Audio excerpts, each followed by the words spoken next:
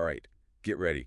Because today, we're going deep into a real cinematic mystery. Ooh, I love a good mystery. Yeah, we're talking about Daibutsu Kaikoku, or you could say The Great Buddha Arrival. Okay. It's a 1934 Japanese film, Okay. and it's vanished, almost without a trace. Wow, that's crazy. And you sent me a bunch of sources about it, I did. articles and wiki entries, even a whole study guide. Uh-huh. And honestly, the more I read, the more intriguing this whole thing gets. I know, it's a classic lost media case, Yeah. especially tantalizing for us film buffs. Yeah. I mean, we're talking about a pioneering kaiju film. Oh, wow. Years before Godzilla was even a thing. Oh, that's really interesting. Yeah. Okay, so let's set the stage a little bit. Okay. It's 1934. King Kong is making waves in the U.S. Right. But Japan's got its own sort of monster mash going on with tokusatsu, this unique type of special effects filmmaking. Uh-huh. And that's where our lost giant enters the scene. Exactly. Daibutsu Kaikoku comes in right at the dawn of tokusatsu. Okay. It was directed by Yoshiro Edamasa, Okay. who is actually a prominent figure in early Japanese cinema. Really? And it was produced by, get this, the Giant Buddha Movie Factory. Oh, wow. That's a name? Yeah. And you know what? It was actually Edamasa's final film. Oh, wow. Talk about a swan song. Yeah. So paint me a picture here. Okay. What exactly was Daibutsu Kaikoku about? Okay, so imagine a peaceful scene in Shurikuen Park Okay. in Nagoya. Uh-huh. There's a massive 33-meter tall Buddha statue just standing serenely, Okay. a Daibutsu, right? Right. And then suddenly it opens its eyes and comes to life. Wow. And it sets off on this journey across Japan, It does. driven by, well, a mission to save humanity. Okay, hold on. So we have a giant Buddha on a walkabout. Yeah. That's definitely not your typical monster movie. No, not at all. So what kind of special effects did they even use back then to pull this off? Well, that's what's really cool about this. Remember, it's 1934. Right. It's believed to be the first Japanese film to actually use a costume and miniature set to represent a giant character, Oh, wow. which is a groundbreaking technique that actually paved the way for all the tokusatsu we know and love today. Oh, that's fascinating. Yeah. So we're talking like early forms of stop motion. Yeah, probably. Forced perspective, maybe matte paintings. To blend the giant Buddha into the scenery. Oh, I bet that was really hard to make it all look convincing. Right, and unfortunately the film itself is lost, Oh, no. most likely destroyed during World War II bombings. Ah. Okay, Or, yeah. maybe just lost through studio negligence over time. Right, right. But the thing is, we do have these glimpses into its visual spectacle Yeah, too. from magazine articles Oh. published at the time. Wow, okay. They describe, the Buddha stepping over trains, resting its head on buildings. Oh, wow. There's even one description of a geisha dancing on its palm. Wow, they really went all out. Yeah, and some sources even mention that there were color sequences Oh, depicting heaven and hell, really? which must have been absolutely mind-blowing for audiences back then. Yeah, I can only imagine. Yeah. So we had this giant Buddha strolling through 1930s Japan, Yeah. wowing audiences with cutting edge, for the time, special effects. Yeah. But beyond the spectacle, was there a deeper meaning to it all? That is the question. Yeah. What message were the filmmakers trying to convey by using a daibutsu? Right, because that's usually a symbol of peace. Exactly, a symbol of peace as their monster. Yeah, Well, that's the million-dollar question. it is. And honestly, that's what makes this lost film so fascinating. Yeah. We can only speculate, Right. based on what little information we have and the historical context. Right, so this is a period of rapid modernization and rising militarism in Japan. Exactly. There's definitely a sense of unease, societal anxiety about where the country is headed. Absolutely. So putting a giant Buddha, which is typically associated with serenity and enlightenment, Right. into this environment creates an interesting tension. Yes, it does. Some scholars suggest that the film might have been a commentary on the clash between traditional values and modern anxieties. Uh-huh. But others argue that it could be seen as a symbol of resilience. Yeah. This enduring figure of peace navigating a rapidly changing world. Right. So it's like they took this, this deeply revered icon and they used it to reflect the anxieties of their time. It makes me think about how later on kaiju films like Godzilla, Right. became these potent metaphors for nuclear fears. Uh-huh. So maybe Daibutsu Kaikoku was tapping into similar anxieties, Yeah. but through a uniquely Buddhist lens. Possibly. It's such a shame we can't analyze the film itself I know. and see how those themes played out. It's true. And it's not just the themes either. Oh, right. Think about those visuals of the Buddha, like traversing heaven and hell. Yeah. I mean, they must have been packed with symbolism, Yeah. offering more clues into what the filmmakers wanted to say. Right. But sadly, without the actual film, those layers of meaning, they remain a total mystery. So frustrating, but also makes it even more captivating. It does. We're like detectives piecing together a puzzle, Uh-huh. but with only a few scattered pieces. Yeah. But wait, the story doesn't end there. Oh, that's right. We have the 2018 remake to think about. We do. It was directed by Hiroto Yokokawa, Yes. the grandson of the original director. That's right. What a way to honor a legacy. Right. Yeah, Talk about a direct link to those early days of tokusatsu. absolutely. He wasn't just remaking a film, he was reclaiming a piece of his family history. It really was. And he had his work cut out for him. Oh, he did. Trying to reimagine a film that's practically vanished from existence. Yeah. So what kind of choices did he make adapting this lost story? That's the big question. Did he try to be faithful to what little information we have? Or did he take some creative liberties? That's what we'll unravel next. Okay. Yokokawa's remake, it's not just a modern take on a lost classic. It's not. It's a window into how he grappled with the mysteries and ambiguities of a cinematic ghost. All right, I'm ready for that deep dive. Let's go. Let's see what secrets this remake unlocks about the original Daibutsu Kaikoku. Hmm? All right, so we know that Hiroto Yokokawa, Uh-huh. the grandson of the original director, Right. took on this huge task of remaking Daibutsu Kaikoku. He did. But what I think is really fascinating is that he didn't just make one version of the film. Oh, yeah. He actually created multiple. Multiple. There's the initial release. Right. There's a version with added footage Okay. for international audiences. Oh, wow. And then there's also a final edition for Japanese theaters. Wow, so 3 different versions. Yeah, it seems like he was really driven to explore every facet of this story. It seems that way. And you know, that passion actually attracted some big names in Japanese cinema. But it is. Akira Takarada. Who you might know him. He was the legendary actor from the original Godzilla. Oh, wow. He actually plays the role of the storyteller in the remake. Really? Yeah. Wow. So having someone like Takarada involved just adds another layer of connection It does. to the history of tokusatsu. Absolutely. It's like he's bridging the gap Yeah. between those early monster movies Yeah. and this modern interpretation. Totally. And you know what? Yukijiro Hotaru, Okay. who starred in a few of the Gamera films. Oh, wow. He's in the remake as well. So, okay, so we have these tokusatsu legends Who do you? on board for this, and a director who's deeply connected to the source material, Right.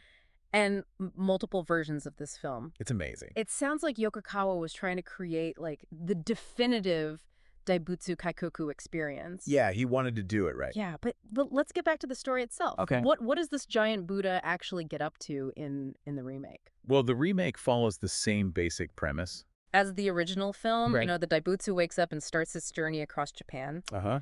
But you see, here's the thing. Okay. We have those like amazing descriptions of the original special effects, We do. but the sources on the remake, they focus more on the production side. Oh, really? Yeah, they talk about the casting and the challenges of adapting a lost film Uh-huh. and even the crowdfunding efforts. Oh, wow. But they don't actually give us a lot of plot details. So we have these two contrasting pieces of the puzzle. It is. We have these really vivid descriptions of the original's visual spectacle. Right. But very little about the actual plot. Yeah. And on the other hand, we know a lot about the making of the remake, Right. but we're missing key details about its story. Yeah, it's a real challenge It is. to try to piece together the narrative Yeah. from this fragmented information. It's like almost like having a conversation with someone who speaks in riddles. So instead of just saying the film, might have reflected social anxieties, Right. let's delve a little deeper Yeah. into those specific anxieties of 1930s Japan Okay. and how those anxieties might have actually manifested in the film. Right. And this is where things get really interesting. Okay. We can actually look at the remake as a kind of lens. A lens. Yeah, to understand how Yokokawa, as a modern filmmaker, Right. interpreted his grandfather's lost work. Okay. What did he choose to emphasize? Right. What new elements did he introduce? Yeah. You know, those choices might actually give us clues. They might. about the original story. So, for example, Yeah. did Yokokawa lean into the anxieties of his grandfather's era, Yeah. but updated them for a modern audience?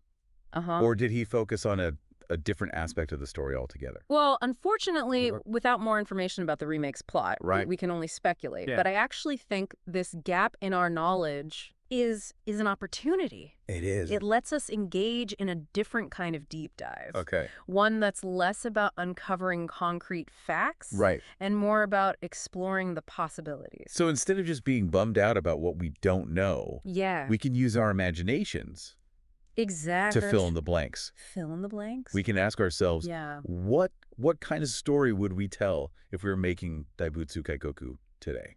It's a good question. Yeah, what themes would resonate with modern audiences? Right. What new layers of meaning could we bring to this iconic figure? Exactly. We can even put ourselves in the shoes of those tokusatsu legends who starred in the remake. Yeah. You know, what drew them to the project? Right. What did they talk about with Yokokawa about the original film, about its legacy? Yeah. It's a really fascinating exercise in creative speculation. So we're like by using our knowledge of the genre Yeah. of Japanese history, the power of symbolism, Yeah. to imagine these untold stories within Daibutsu Kaikoku. I love that. And maybe Yeah. by doing this, by engaging in this kind of imaginative exploration, we can actually understand the power of the original film Yeah. a little bit better. Yeah. It's a good reminder that even lost media It is. can still spark our curiosity Absolutely. and inspire new creative interpretations. Totally. So what you're saying is Yeah. that this mystery of Daibutsu Kaikoku, it isn't just about uncovering these lost plot details. It's not. It's about grappling with the questions that it raises about history and Right. art and this fascination that we have with giant monsters. It's about the big questions. Yeah. It's a story that goes beyond the screen. Yes. It invites us to explore how the past and present are connected. Yeah. The echoes of lost voices. The power of human imagination. Yeah, that's a great point.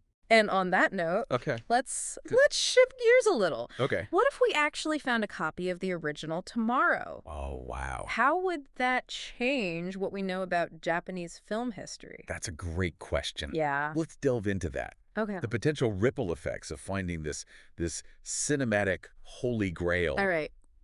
And what it could tell us about Yeah. 1930s Japan. Okay. Okay, so we've been on this wild journey, We have.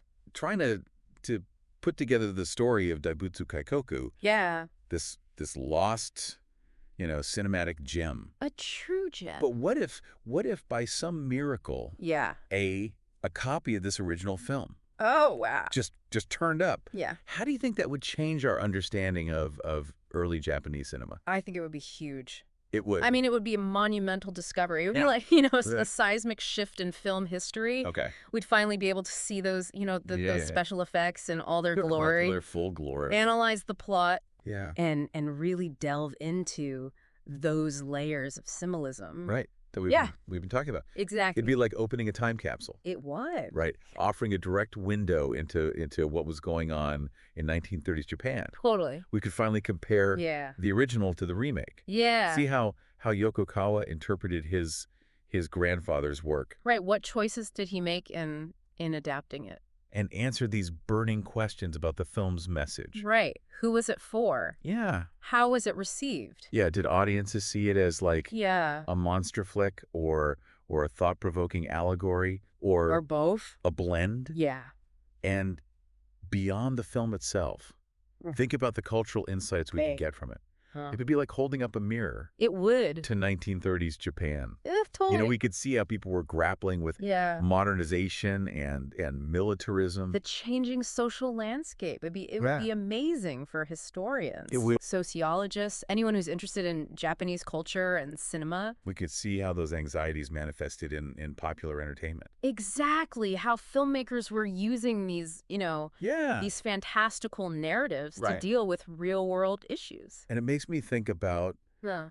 the Daibutsu itself. Uh, This symbol of peace yeah. and enlightenment Right. transformed into this towering potentially unsettling Yeah, intimidating. presence, Right. the rediscovery of this original film Uh-huh. could really shed some light on how that transformation was perceived, Absolutely. back then. Yeah. Offer valuable insights into the evolving relationship between traditional values Mm-hmm. and modern anxieties It's true. in 1930s Japan. And it wouldn't just be about the past either. Oh, all right. This rediscovery could have like a ripple effect on the present, I could. Yeah. Influencing contemporary filmmakers, Yeah, right. inspiring new interpretations. Imagine the documentaries. The analyses. The analyses. The renewed interest in early Japanese cinema. Yeah. It would be incredible. It'd be like the entire film world Yeah. was experiencing its own Daibutsu awakening. I love that.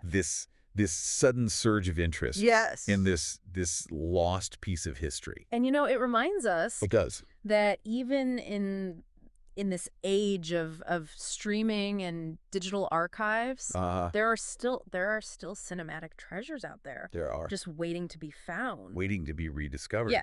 And it's a testament It is. to the power of storytelling. Absolutely. Even though the original Daibutsu Kaikoku Yeah. is lost, Lost to time. the story still resonates. It does. It sparks our curiosity. Yes. It invites us to imagine the possibility. And it does. So Yeah. what's the takeaway for our listener today? Ooh, good question. What should they think about? Yeah, what should they ponder? After diving into this, the mysteries of Daibutsu Kaikoku. I would say, think about the stories that haven't been told. Okay. The films that are lost. Yeah. The voices that we haven't heard from. Right. Every lost piece of culture Right. is a missed opportunity. It is. To learn to connect. Yeah. To understand the world better. It's a call to appreciate what we have.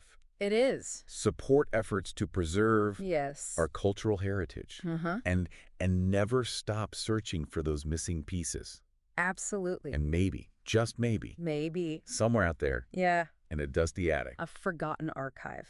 a forgotten archive, A copy of the original Daibutsu Kaikoku is just them. waiting to be found. Until then, we have our imaginations. We do. Whispers of history Yes. and the enduring power of a giant Buddha Yes. on a mission. That's the beauty of it, isn't it? It is. The mystery lives on. Yeah. The story keeps evolving. Thanks for joining us on this deep dive Absolutely. into the world of Daibutsu Kaikoku. So much fun. Happy exploring. Happy exploring.